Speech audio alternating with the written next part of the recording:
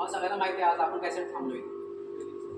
तर आज आपण या ठिकाणी क्रिटिकल आपल्याकडे जे ॲसेट्स आहेत, क्रिटिकल ॲसेट्स म्हणजे आपण जेव्हा क्लायंटला आपल्याला अनट्रिप्टेबल पॉवर सप्लाय द्यायचा असतो तर त्यावेळेस आपल्याला काय करायचं, कुठलेही झिरो फेल्युअर कंडिशनमध्ये पॉवर आपल्याला अनइंटरप्टेबल पॉवर सप्लाय क्लायंटला द्यायचा असतो. तर त्यासाठी आपल्याकडे काय प्रोव्हिजन्स दिलेले आहेत, त्याच्यामध्ये आपल्याकडे जे प्रोव्हिजन दिलेले आहेत ते आपल्याकडे इलेक्ट्रिकल सिस्टम, त्याच्यामध्ये एसटीमध्ये आपल्याकडे VCB 22 kV आपल्याकडे पॉवर सप्लाय अवेलेबल आहे.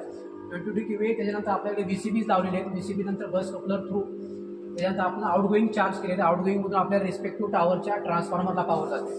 तर आपल्याकडे ट्रान्सफॉर्मर कॅपॅसिटी 2500 kVचे ड्राय टाईप ट्रान्सफॉर्मर आहेत. तिथून पॉवर आपली MLTP लेवलला येते. MLTP वरनं जर समजा एखादा फेल्युअर कंडिशन आली, त्याच्यामध्ये समजा पॉवर फेल झाली, MCB फेल झाली, तर त्याच्यामध्ये आपल्याकडे अल्टरनेट ऑप्शन्स ऑलरेडी आपल्याकडे अवेलेबल आहे. जसं एक ट्रान्सफॉर्मर सेक्शन फेल झाला तर आपण bus coupler through second transformer load देऊ शकतो. सेकंड ट्रान्सफॉर्मर जर फेल झाला तर आपण DG सोर्सवरनं वाईस वर्सा आपल्याकडे जे PLC लॉजिक सिस्टम आहे किंवा पॅनलचं लॉजिक सिस्टम आपण 8 स्टेजमध्ये आपण पॉवर रिस्टोर करू शकतो. तर त्या सगळ्या स्टेज आपण ऑलरेडी सिस्टमवरती लावलेली आहे.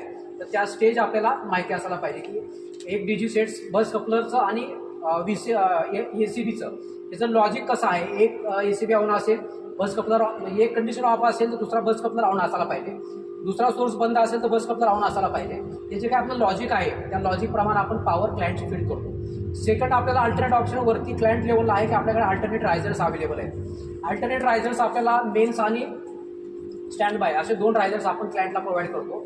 बऱ्याचशा क्लायंटमध्ये आपल्याकडे ATS लावले आहेत, ऑटोमॅटिक ट्रान्सफर, म्हणजे ऑटो पॉवर ट्रान्सफरचे आपल्याकडे ATS लावलेले आहेत. तर काही क्लायंट्सकडे आपल्याकडे मॅन्युअल चेंज ओव्हर करावं लागतं. ते आपण फिजिकली आपण टॅप ऑफ पोझिशनवरनं आपण पॉवर सप्लाय चेंज करतो.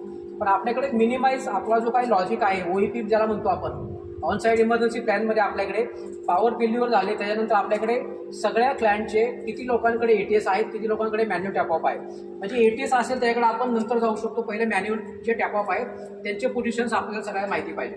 म्हणजे आपण काय करतो याच्यामध्ये मिनिमम टाइम मॅनेजमेंट करू शकतो. दुसरा आस्पेक्ट आपल्याकडे सगळ्यात इम्पॉर्टंट कंपोनंट आहे तो म्हणजे DG सेट्स.